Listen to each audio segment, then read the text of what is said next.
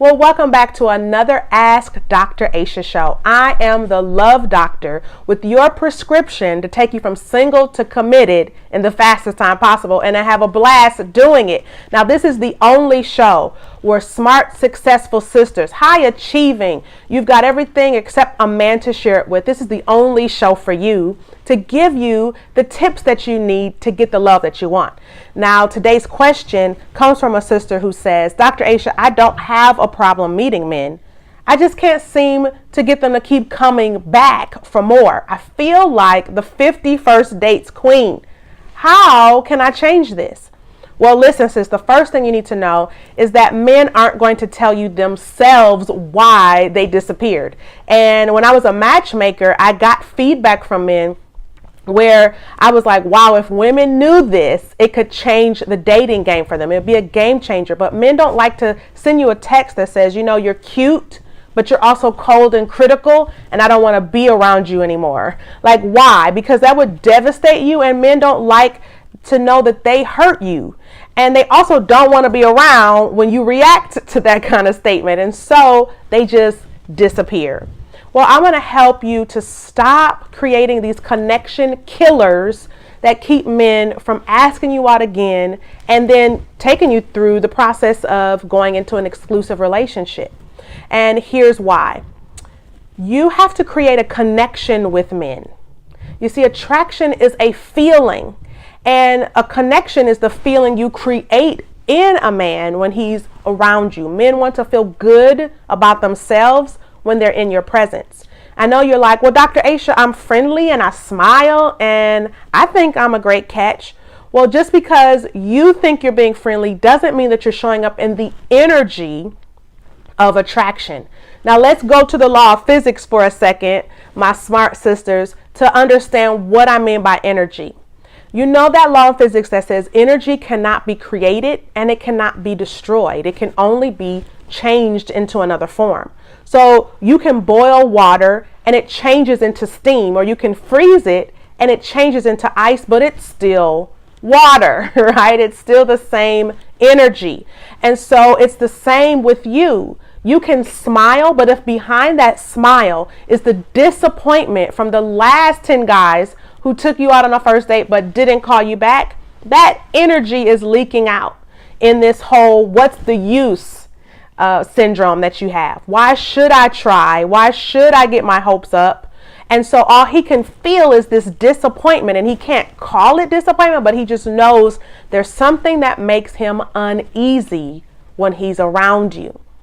And so you have got to manage your energy so that you intentionally create a connection. What does that look like? Well, if you're cold, you're shut off, you're critical, it's hard to get to know you. If you're hot, you are needy and clingy and trying too hard, and you come across as desperate. You need to be warm, which means you're open, you're honest, you're vulnerable, and it's easy to get to know you quickly. Men don't want to have to climb over your walls to get to your heart.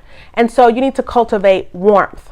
Here's the second tip, is that your words can create energy. So look at the words that are on your online dating profile, the words that come out of your mouth, the words in your text messages, because you need to notice when does it seem like men lose interest in you. For example, one of my coaching clients, prided herself on being a Southern belle who, in her opinion, men should court her by asking her for her phone number. So in an online dating exchange, when they would say, hey, let's connect, I really like you, here's my phone number, something would get triggered in her, and she would say, well, don't you want to ask me for my phone number first? The guys would disappear. They run for the hills because that felt like an attack, like they did something wrong. Well, what we discovered was that behind those words was hurt from past relationships where she felt like she was chasing the men and she didn't want to do that again.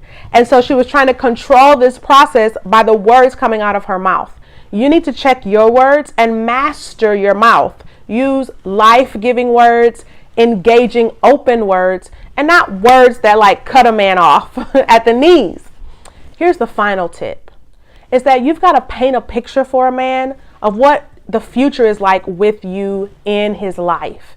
Men are always making a decision based on that, whether that is a commitment to asking you out again or to get down on one knee and propose to you, because they see you in their life. And you can create this picture by bringing in those elements of yourself that you tend to hide. You see, Sherry Riley, the author of the book Exponential Living, says when we're high achievers, we tend to spend 100% of our energy on only 10% of who we are. So if you're only showing up talking about your goals, your ambitions, your dreams, and you want him to be just as ambitious, there's a whole 90% of who you are that you're not showing. Show up on these dates as the fullness of the woman that you are and that you're becoming, not just who you are intellectually or in your career or in your business. That's going to help him see that adventurous, playful, surprising, mysterious, curious side of you, and he can see how you can enhance his life and make it better. All of these things are going to heal those connection killers and cause men to flock to you. You'll be like one of my clients who had 3 dates in 10 years. And when she mastered these principles that I'm sharing with you, she went from no dates to an abundance of dates, where she could have been out on a date every night of the week if she wanted to. She said, I could have had my pick and I got to choose the kind of man I wanted to be with. That's where you want to be. I want to take you from being the first date queen to being the irresistible woman that no man can resist. So post your comments below. I want to help you. Where do you see the disconnect?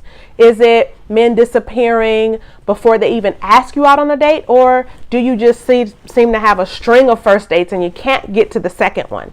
Maybe you have a pattern of relationships falling apart at 3 months, 6 months, 9 months. And I want to help you to identify what those connection killers are so that you can move forward and have fun getting to know men and then meeting the one. So post your comments below and I'll see you in the next episode.